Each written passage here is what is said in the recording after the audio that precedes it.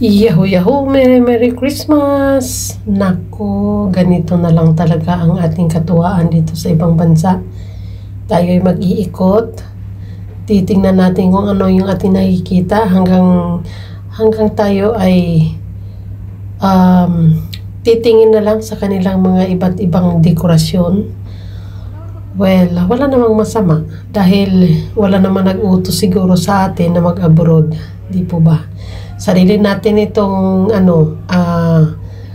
kagustuhan. Wala ni isa siguro sa ating nagtulak para tayo lumabas ng bansa. At para naman sa akin, hindi naman talaga ako nagsisisi na nandito ako dahil marami akong natulungan sa maliit na paraan. Hindi naman malaki o hindi naman ako nakatulong ng sapat, I mean sobra dahil syempre maliit lang naman yung income natin. Pero kahit na paano, nakapag-provide ako sa pamilya ng hindi naman sobra, pero sapat lang. At nagtira ng konti para sa sarili, para din sa pagtanda na meron naman tayong makuha, meron tayong maasahan. Ayaw ko kasi dumating yung panahon na ako'y tatanda tapos uuwi ako sa Pilipinas at aasa sa mga tao na aking natulungan. It's a big no for me. Talagang kung tumulong ako ngayon, tulong lang yun. Hindi ako nag-expect ng bayad, hindi ako nag-expect ng anything in return kasi alam ko masasaktan lang ako pag yun ang aking gagawin.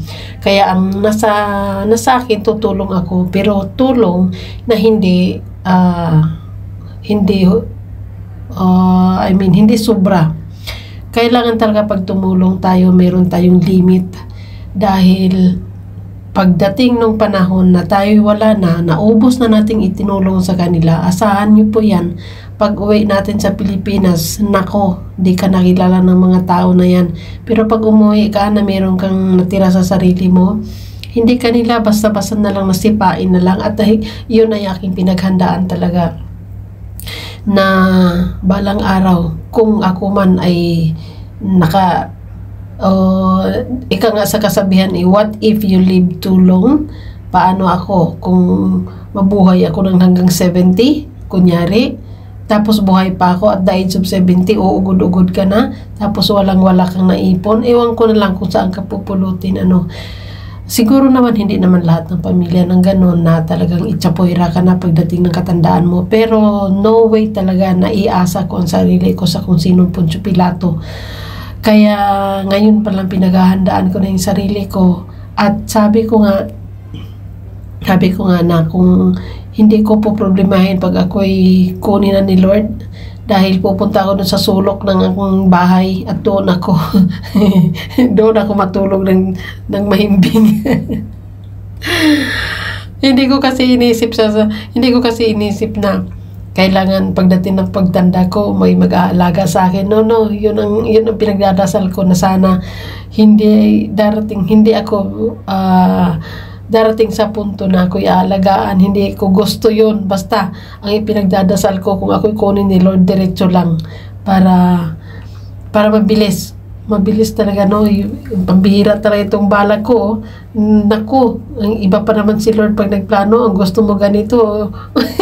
Lalo kang mabay, lalo baliktad yung ibigay sa iyo, pambira. Hindi, ako'y naghahanda lang talaga. Kaya tayong mga OFW, huwag nating ibigay lahat. May kasama nga akong kasama na Pilipina din na katulong ni Amo din doon sa kabilang bahay ni Amo. Lagi siyang ubos-ubos biyaya doon, bigay sa kanyang anak, bigay sa kanyang nanay. Tapos pag wala siyang maiabot, magagalit yung nanay kasi nga yung nanay ang nag-look after sa kanyang mga anak. So ang kwento niya is parang wala na nga natira sa kanya, lahat na lang binibigay niya. Sabi ko, magtira ka kahit paano dahil pag dumating yung panahon na uuwi ka na at wala ka ng trabaho, wala ka ng income, syempre ano nang mangyayari sa'yo, wala ka nang iabot sa kanila. So lalo na ngayon pagka dumating ng ganung time, lalo ka nang maging masama sa mata nila. So sabi ko, kailangan wag mong ibigay lahat. Tinuturuan ko siya kung paano. Kaya ayun, nag-isip na tuloy siya na, o siya, sige, ganito nang gawin ko. Sundin daw niya yung advice ko. So, kaya sabi ko, dapat lang talaga ganun. Magtira ka talaga para sa sarili mo. Huwag talaga lahat ibigay. Dahil, hindi lahat ng panahon tayo ay malakas. Hindi lahat ng panahon nandito tayo kumikita ng medyo malaki ng konti kumpara sa income sa Pilipinas. So, hindi mo kailangan iwaldas lahat at balik sa kanila yun. Dahil isipin mo na lang, susweldo ka ng ganito, tapos ibigay mo sa kanila lahat, and then hintay ka na naman ng another 30 days para susweldo ka, and then bigay mo na naman sa kanila. Yung katawan natin, hindi mo masabing perfect yan hanggang sa pagkatapos ng kontrata mo, magkakasakit at magkasakit ka. Eh, paano kung wala kang inipon sa sarili mo? So, pag nagkasakit ka, paano na ngayon? Tapos sabi ko, pagka ikay walang-wala, and then nagkasakit pa, pag uuwi ka siyempre ng Pilipinas, dahil nga nagkasakit ka na, paano na? Sino na ngayon ang titingin sa'yo? Yun ang dapat mong tandaan. Kaya tinuturo ko sa kanya yung ganun. At buti na lang, nakikinig naman.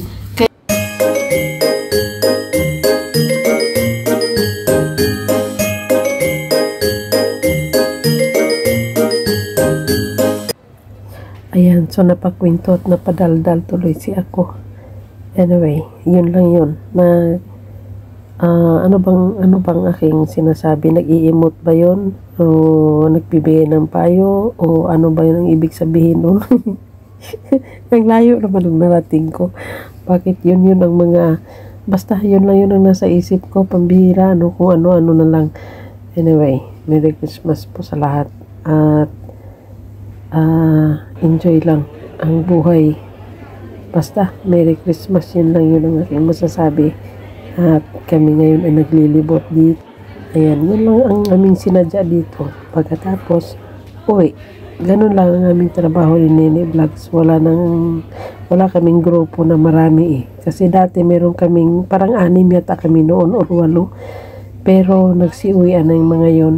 Ang iba-iba na yung mga trabaho. At kami na lang ni Nene Vlogs ang matirang matibay. Ayan, kaya kami lang dalawa. Pagkatapos ito, ikot namin, uwi naman. Ganun lang kasimple at nakipag-arangkada sa live ni Sir Hefty Palyarna. Ayan, so Merry Christmas and bye-bye. May love shoutout po sa lahat. And marami pong salamat kay Sir Hefty Palyarna, Lori Tornia Vlogs, Mind Tulips, Things, Home and Garden, at sa lahat pa, Nene Vlogs, may love shoutout. Ayun lang po. Bye-bye and Merry Christmas!